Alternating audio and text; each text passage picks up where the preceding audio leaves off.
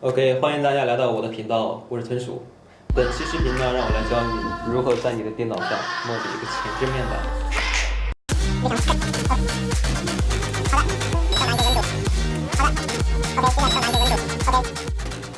本期视频空降点如下，请各位自行空降。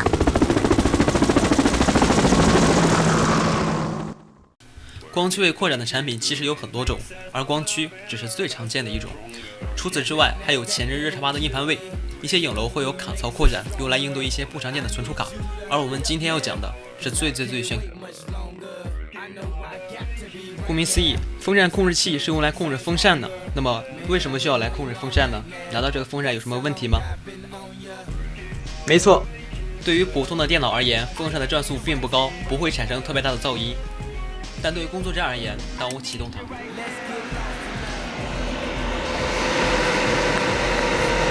因为大多数的工作站使用的是服务器主板，而服务器主板是非常笨拙的，即使你的出油器温度不高，它也会命令风扇全速或者高速旋转，以达到散热的效果。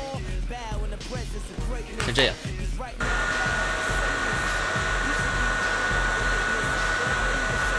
我是在 BIOS 里面告诉他，你可以转得慢一点，但是无济于事。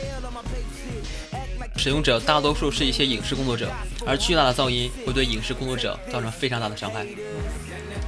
如果你使用的是电容麦，在如此嘈杂的环境里，视频的效果可想而知。此外，对于爱看书的我，这实在是一种折磨。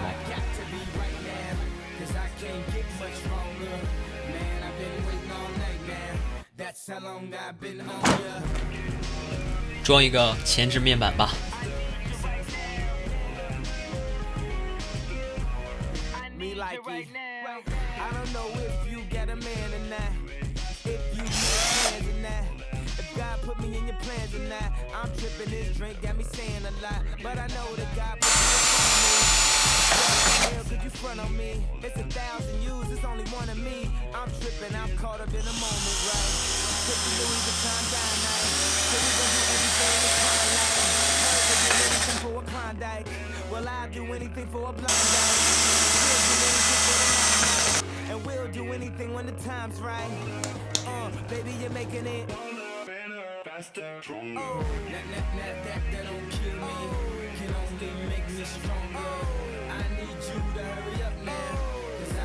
它有一个报警功能。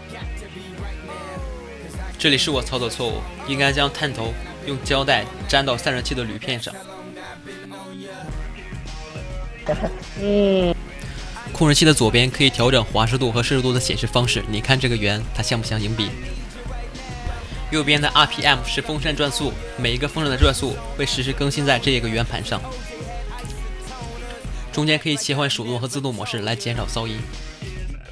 好的，按照完成，让我们渲染一个视频，看一下它是否具有自动温控的功能。包起。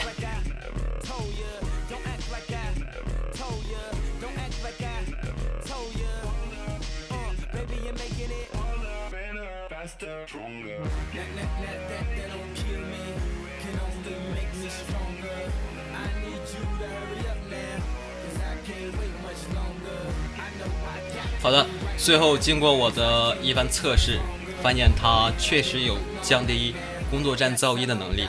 但是如果想让它完全清除噪音的话，很难做到，因为它毕竟是一个工作站，它的发热量，每一颗 CPU 的发热量基本都在于酷睿的2倍以上，所以你想让它控制它的噪音是非常难的。不过呢，我总结出来2种人适合用这个产品。第一种人呢，当然是为了酷，这个东西很酷。第二种人呢，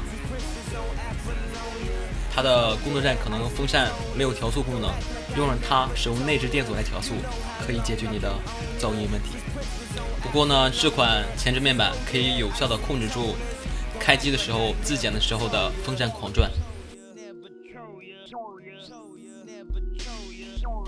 感谢以下充电的小伙伴对豚鼠的大力支持。视频的最后，我要感谢一下我的朋友，同时是我的粉丝胖哥，对我视频提出了诚恳的意见。正是因为你，我才变得更优秀。